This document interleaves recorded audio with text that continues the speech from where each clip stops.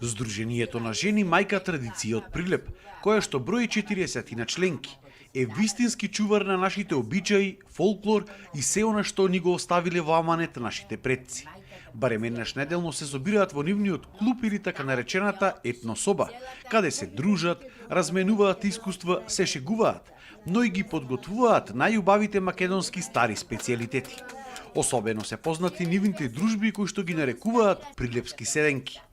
Ги посетивме на една ваква нивна седенка на која што тие ни раскажаа околу адетите во Прилеп за празникот Прочка. Си се собираме вака со зелници, со јадење, со сладки, со колачи, со многу работи и значи прилепската жена не само да работи, него таа знае да си дај многу убави расположение на душата. И сега треба да си направиме за Прочка, што треба да направиме, си месиме вака кора, си месиме јајца, си вариме за Прочка.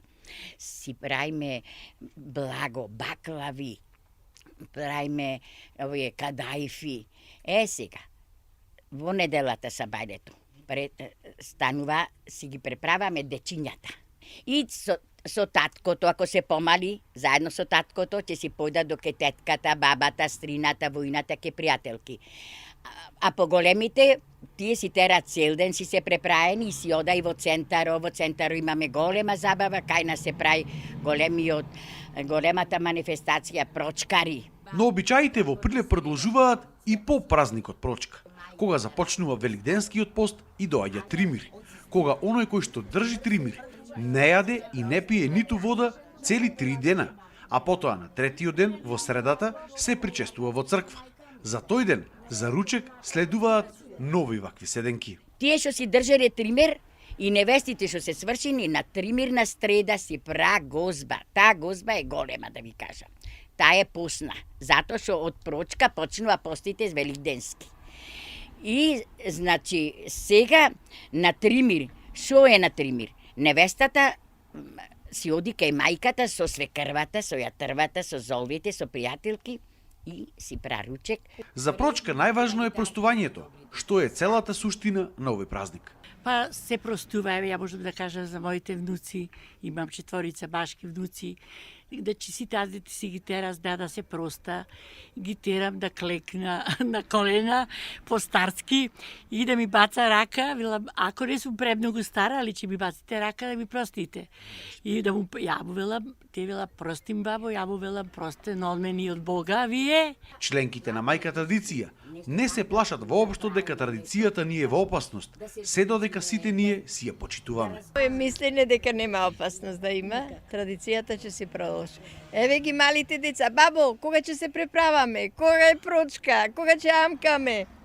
Значи, традицијата продолжува. Еднаш по неделата, во четврток еве да кажам, во 2 сато, си се збираме сите, си пиеме кафе, си се мезиме нешто и се договараме наредната недела што ќе биде активна мајка традиција.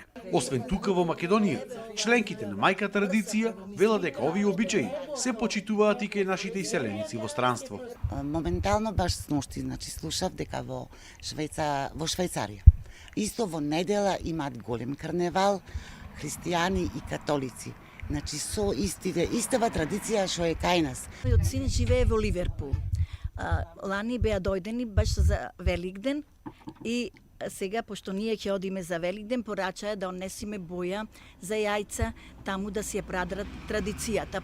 А секоја добра дружба пак, ако не заврши со македонска песна, нема да биде потполна. Ниту мила мајко да се изгорени, срце ке ми изгори.